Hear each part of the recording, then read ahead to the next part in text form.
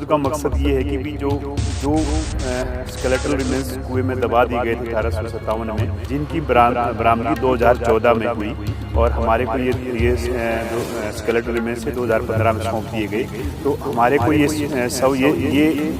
Identify करने के लिए दी गई कि ये एक्चुअल में कि उन्हीं के सैनिकों के रिमेन्स थे कि भी या कोई और कहीं के रिमेन्स थे। शोध कार्य में हमने सबसे पहले देखना है कि भी ये पहला तो कि भी जो उनकी टाइम ऑफ डेथ कि भी ये 1857 में इनकी डेथ हुई थी कि नहीं। दूसरी बात कि जैसे सैनिक लिखा हुआ है कि ये सैनिक आदमी थे, औरत थे, उनकी क्या उम्र रही होगी, क्या उनकी हाइट थी, कहाँ के वो रहने वाले थे, उनको क्यों मारा गया।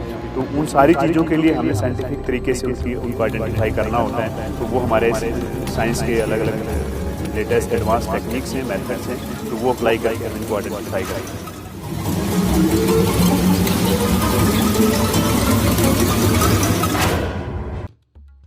नमस्कार, पंजाब केसरी में आपका स्वागत है। मैं हूं बलवंत तक्षक। देश की आज़ादी के लिए अंग्रेज़ों के खिलाफ हुई 1857 की क्रांति में 282 जाबाज सैनिकों की हत्या कर उनके शव अमृतसर के पास अजनाला में एक कुएं में डाल दिए गए थे। इन शवों की बरामदगी के बाद बड़े स्तर पर एक शोध कार्य चल रहा है। यह शोध कार्य पंजाब यूनिवर्सिटी के मानव विज्ञान विभाग की तरफ से किया जा रहा है। आज हम इसी मुद्दे पर बातचीत करेंगे प्रोफेसर JS शेरावत से।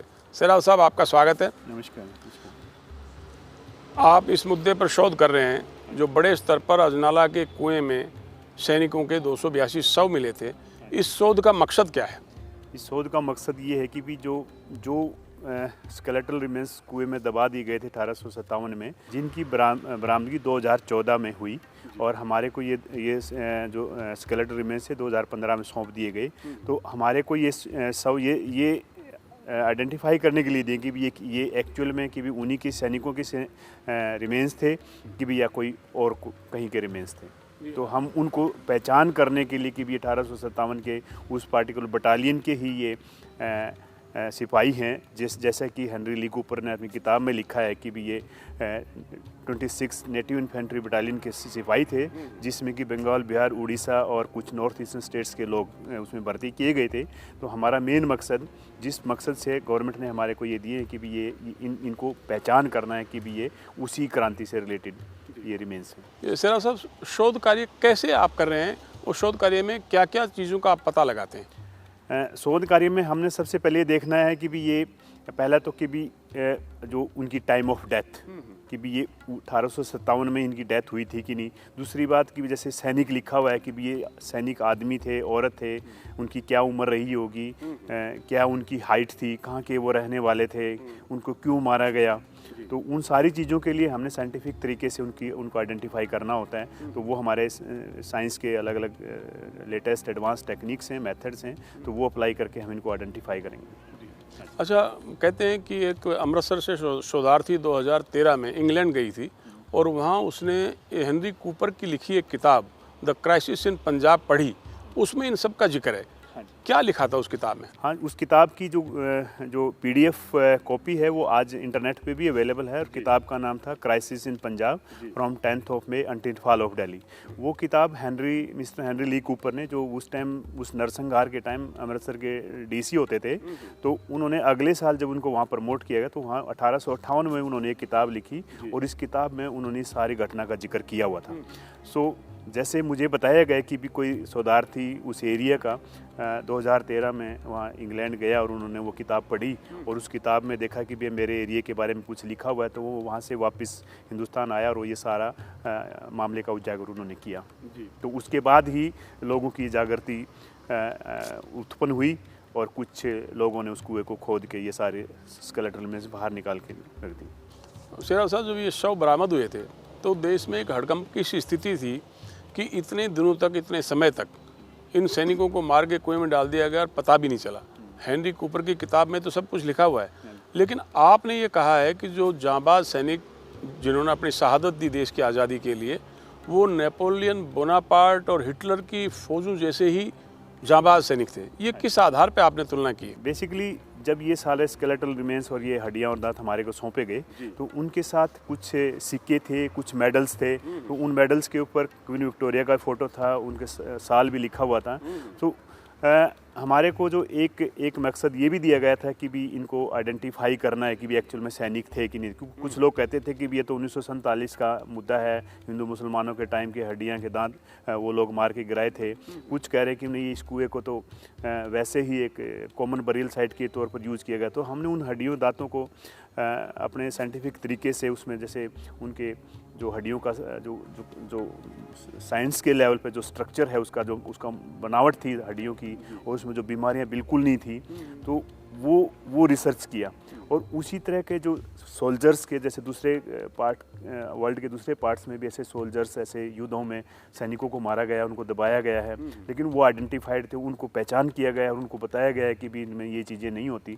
तो उनके साथ हमने कंपेयर किया कि वर्ल्ड की अलग अलग जगहों से जो इस तरह के सैनिक, चाहे जर्मन वार है, चाहे वो सेकेंड वर्ल्ड वार के टाइम पे ये है, चाहे नेपोलियन की आर्मी के हैं, तो उन सैनिकों के हड्डियों के साथ जो रिसर्च हुआ है, तो उसी रिसर्च को उन्हीं मापदंडों के तहत हमने वो रिसर्च यहाँ पर किया और उसके साथ हमने कंपेयर किया, मैच किया।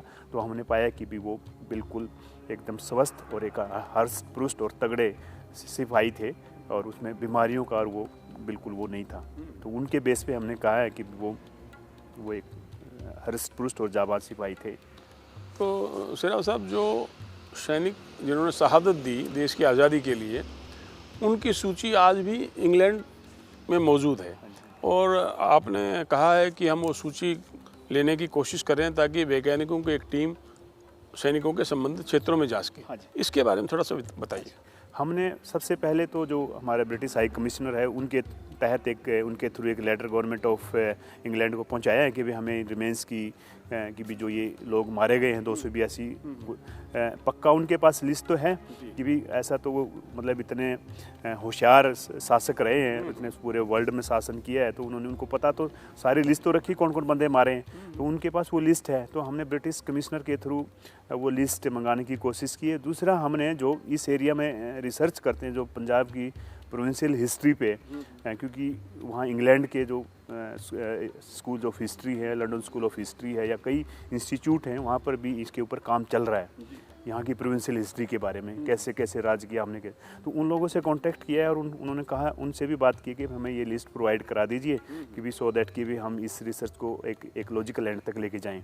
सो हमें विश्वास है कि भी जल्दी, ये तो कोरोना काल बीच में आ गया, अदरवाइज़ तो ये लिस्ट हमारे को मिल जाएगी, और हमें विश्वास है कि जल्दी लिस्ट मिल जाएगी। उसके बाद हम ये करेंगे, जिन जिन गाँव के वो लोग थे तो उन गाँव में हम एक सोशल पॉइंट ऑफ व्यू से एक कॉन्टैक्ट साधेंगे और वहाँ उस गांव के लोगों से मतलब एक देखेंगे कि भी, क्योंकि सारे गांव के लोगों का तो ब्लड सैंपल और डीएनए करना मुश्किल है, तो लेकिन कुछ परिवार आइडेंटिफाई करेंगे कि भी ये स्वतंत्रता सेनानियों के परिवार हैं, तो उन 2-4 परिवारों के हम ब्लड सैंपल डीएनए लेंगे और इनके साथ जो इनका डीएनए उनके साथ मैच करेंगे, और फिर हमारा ये है कि भी ये रिमेंस हम इनको सौंप दें और उनको अंतिम संस्कार हो जाए। तो 1857 की क्रांति को शेराव साहब 164 साल बीत चुके हैं। जो सैनिकों के अवशेष मिले हैं वो एक तरह से मिट्टी नुमाई हैं, तो उनका डीएनए से कैसे पता चलेगा कि ये किस परिवार संबंधित थे, और क्या आप उनके परिवारों को जब ये इनके शव सौंपेंगे तो उनका अंतिम संस्कार किया जाएगा? हाँ जी बिल्कुल जी। डीएनए में, क्योंकि 164 साल में डीएनए में कितना कोई ज़्यादा खास फर्क नहीं आता, जेनेटिक्स में इतना कोई ज़्यादा वेरिएशंस एक्सपेक्टेड नहीं है जो कि लिटरेचर बताता है। तो उसके बेस पे हम इन सैंपल्स का जो रैंडमली अभी तक डीएनए किया है, और वहाँ से जो भी हम ब्लड सैंपल्स लेंगे उनके डीएनए के साथ मिलान करेंगे, तो क्योंकि डीएनए सबसे सेंसिटिव टेक्निक है, तो उसके बेस पे हम जो रिमेंस जो जिसका कि चाहे वो हमें एक दांत ही मिले, एक हड्डी उसके साथ मिले, हम वही सौंप दें उनको। तो बेसिकली सो दैट कि एक अंतिम संस्कार जो हर एक आदमी जो धरती पे आया है उसका बेसिकली यही है कि भी उसका संस्कार हो जाए, तो सेटिस्फेक्शन या जो उसकी आत्मा को शांति तभी मिलती है। सो हम साइंटिफिक तरीके से इन रिमेंस को एक शांति, एक रिस्पेक्ट प्रोवाइड कराना चाहते हैं कि जो हमारे फर्स्ट फ्रीडम स्ट्रगल के जो स्वतंत्रता सेनानी थे कि भी उनको भी एक रिस्पेक्ट मिले, हक भी एक साइंटिफिक रिसर्च के थ्रू। अभी मैंने आपके विभाग में देखा है कि कुछ डब्बे हैं जिनमें मृत लोगों के या शहादत देने वाले सैनिकों के दांत हैं, और इनको आप अमेरिका भेजने की तैयारी में हैं। क्या इस शोध के लिए आप दूसरे देशों के कुछ वैज्ञानिकों की मदद भी ले रहे हैं? हाँ जी। स्टार्टिंग से जैसे हमारे को रिमेन्स दिए गए थे तो कंसर्न गवर्नमेंट ने हमारे को पैसा नहीं दिया था, लेकिन उससे इसलिए हमने दूसरे देशों के साइंटिस्टों के साथ, क्योंकि पंजाब यूनिवर्सिटी की एक न्यूसेंस वैल्यू है, तो यहाँ के एक फैकल्टी होने के नाते हमने बहुत सारे कंट्रीज़ के साइंटिस्ट के साथ संबंध किया, उनके साथ मेल किया, उनके साथ फ़ोन किए, उनसे रिक्वेस्ट किया कि हमारे को इसमें हेल्प करें। तो इन बिटवीन हमने एक रिसर्च प्रोजेक्ट भी लिखा गवर्नमेंट ऑफ इंडिया को, वहाँ से हमारे को थोड़ा बहुत पैसा मिला है। सो हम अमेरिका नहीं, हमने हंगरी से, हमने ब्रिटेन से, हमने कनाडा से, हमने इधर पोर्चुगल, स्पेन से भी इनका काफ़ी रिसर्च अभी जो स्टेबल आइसोटोप है, डीएनए है, कार्बन डेटिंग है, हमने वो काफ़ी रिसर्च वहाँ चल रहा है। कुछ के रिजल्ट आ गए और बहुतों के रिजल्ट अभी आने बाकी। वो तो लैब बंद थी कोरोना की वजह से, तो आ जाएंगे जल्दी। हम बहुत सारे कंट्रीज़ के साथ, कम से कम 10-11 कंट्रीज़ के साथ हमारा काम चल रहा है। नॉट ओनली दूसरे कंट्रीज़ का जो, बल्कि इंडिया की जो तगड़ी जो लेबोरेटरीज़ हैं, जैसे CCMB हैदराबाद है, उसी तरह BSIP लखनऊ है, तो उसी तरह एक धारवाड़ में डेंटल कॉलेज है। तो उन लोगों के साथ जो इन रिमेन्स पे एक्सपर्ट हैं, जो क्योंकि हर एक आदमी का अलग अलग एक्सपर्टाइज है, हमारा अलग एक्सपर्ट, तो हम सबको क्लब करके हम अलग अलग जगह से इन पर रिसर्च कर रहे हैं। सेरा साहब, ये जो जांबाज सैनिक थे जिन्होंने शहादत दी, उनके मुखिया थे आलम बेग। कहते हैं कि आलम बेग की खोपड़ी इंग्लैंड की महारानी विक्टोरिया को गिफ्ट की गई थी। इसका क्या मकसद था? बेसिकली मेरे को 2019 के लास्ट में एक मेरे फ्रेंड हैं प्रोफेसर निकोलस मार्कस ग्रांट, वो क्रेनफील्ड फोरेंसिक इंस्टीट्यूट है स्वीडन यूनिवर्सिटी UK में, लंदन के पास है। वहाँ से उनको मेरे को मेल आया कि भी हमारे को यहाँ पर एक स्कल मिला है, और वो स्कल जो आपके पास जो 1857 के क्रांति के जो रिमेन्स हैं, उन्हीं के साथ इसका मिलान है। वो कैसे? उसने कहा कि भी ये इसकी जो ऑर्बिट थी, आँख में एक उसकी जो खोपड़ी थी, उस खोपड़ी में एक पर्ची लिखी हुई थी, और पर्ची में सारा सब कुछ लिखा हुआ था कि भी ये जो 1857 में हिंदुस्तान में अजनाला में जो मारे गए थे, ये उन लोगों का रिंग लीडर था जी। तो उसने कहा कि भी ये जो स्कल है ये हमारे पास है। तो उन्होंने, एक प्रोफेसर हैं वहाँ पर, उनका नाम दिया, उनकी ईमेल दी, तो मैंने उनसे कांटेक्ट किया। तो वो यहाँ की हिस्ट्री पे काम करते हैं, तो उन्होंने मेरे को सारा डिटेल बताया कि भी वो इनका रिंग लीडर था, और इसको जिंदा पकड़ लिया था। और इसको जिंदा पकड़ के, क्योंकि उनको तो उसी दिन मार दिया था 282 को, तो लेकिन ये नदी में बह के आगे चला गया था, तो किसी गाँव में पकड़ लिया था, और इसका कोर्ट मार्शल किया था और उसके बाद क्वीन विक्टोरिया इस्लामाबाद आई थी उसको सेलिब्रेट, जैसे मुझे बताया गया है, क्योंकि कंफर्म नहीं है historical facts, because we are scientist, हम हिस्टोरिकल फैक्ट्स का हमें कोई इतना, तो जैसे मुझे बताया गया, तो उसके बाद क्या कि उसको मौत की सज़ा सुनाई गई थी। हेनरी ये कानपुर का रहने वाला था जी, और उसको वहाँ पर उसकी खोपड़ी उड़ाएगी, और खोपड़ी को उसको एज ए ट्रॉफी उनको दिया गया। लेकिन वो खोपड़ी अभी वहाँ पर किसी पब में मिली है, और वो किसी साइंटिस्ट के पास है, उनके साथ मेरा कांटेक्ट चल रहा है, और उन्होंने वादा भी किया है कि भी हम ये खोपड़ी आपके पास लेके आएंगे, आप इनसे सैंपल DNA वगैरह जो लेंगे, और उसके बाद हम आपको ब्रिटिश हाई कमिश्नर के साथ इसके गांव जो मिस्टर आलम बेग का गांव है, हम इकट्ठे जाके उसका दाह संस्कार करें। जी, ये गांव कहाँ है आलम बेग का? कानपुर के पास है सर। कानपुर एग्जैक्ट गांव नहीं पता, उसमें लिखा हुआ कानपुर के पास, UP में। तो सेराव साहब, ये शोध कार्य पर तो बड़ा खर्चा आता होगा, केंद्र सरकार या पंजाब सरकार की तरफ से इस शोध के लिए आपको कोई मदद मिल रही है? नहीं सर, देखो पंजाब सरकार की तरफ से स्टार्टिंग में जब रिमेन्स दिए गए थे, तब से लेकर आज तक कोई नहीं दिया गया। वो तो लेटर में भी लिखा हुआ था कि भी आपको कोई, क्योंकि आर्थिक मदद नहीं दी, वो तो उनके चलो एडमिनिस्ट्रेटिव रीजन जो भी हैं, लेकिन सेंट्रल गवर्नमेंट से हमें कुछ पैसा मिला था, department of science and technology से, लेकिन वो भी अब एग्जॉस्ट होने जा रहा है। लेकिन अभी कुछ ही हमारे पास जैसे 9,600 दांत हैं, उतनी हड्डियाँ भी बहुत सारी, हज़ारों में 50-60 हज़ार हड्डियाँ हैं। आपने देखा हो कितनी हड्डियाँ पड़ी हुई हैं।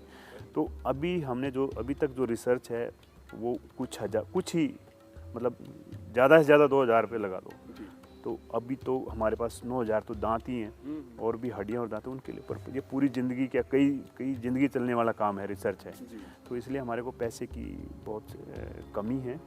तो हमें अगर किसी भी गवर्नमेंट एजेंसी से या किसी फंडिंग से हमें पैसा मिल जाए, तो हम इसके लॉजिकल एंड तक लेके जाएंगे, अदरवाइज तो काम बीच में रुक जाएगा। ये शोध कार्य आपने कब शुरू किया था, और इसके कब तक पूरा होने की उम्मीद है? 2015 में ये रिमेन्स हमारे को दिए गए थे दिसंबर में, और ये काम शुरू हुआ था 2016 में जी। तो 2016 से अभी तक काम चल रहा है। बात रही कब तक ख़त्म होने की, जैसे मैंने बताया कि ये तो हज़ारों में है, इसमें तो कई मेरी तो ज़िंदगी लगी जाएगी, और भी आगे आने वाला अगर मेरे स्टूडेंट को भी लगाए तो उनकी भी पूरी बहुत लंबा काम चलने वाला है। लेकिन सबसे बड़ी मेन यही है कि भी कोई जो फाइनेंशियल सपोर्ट है वो कम है मुझे, हालांकि ऑफ़र है दूसरे कंट्री से, लेकिन हम अपने देश की एकता और संप्रभुता को ताक पे रखे हम दूसरे लोगों के साथ वो नहीं कर सकते जब तक कि हमें गवर्नमेंट की इसके ऊपर वो ना हो। शुक्रिया शेरवत साहब हमसे बातचीत करने के लिए। Thank you sir, thank you. तो ये थे मानव विज्ञान के प्रोफेसर जे शेरावत, जिनका कहना है कि 1857 की क्रांति में जिन जांबाज सैनिकों ने अपनी शहादत दी थी देश की आज़ादी के लिए, उनके नायक थे आलम बेग, और उनकी खोपड़ी इस समय इंग्लैंड में है, जिसको भारत लाने के प्रयास किए जा रहे हैं ताकि डीएनए के जरिए उनकी जांच करके उत्तर प्रदेश के कानपुर के गांव में उनका सम्मान के साथ अंतिम संस्कार किया जा सके। कैमरामैन अमित वालिया के साथ बलवंत तक्षक, पंजाब केसरी, चंडीगढ़।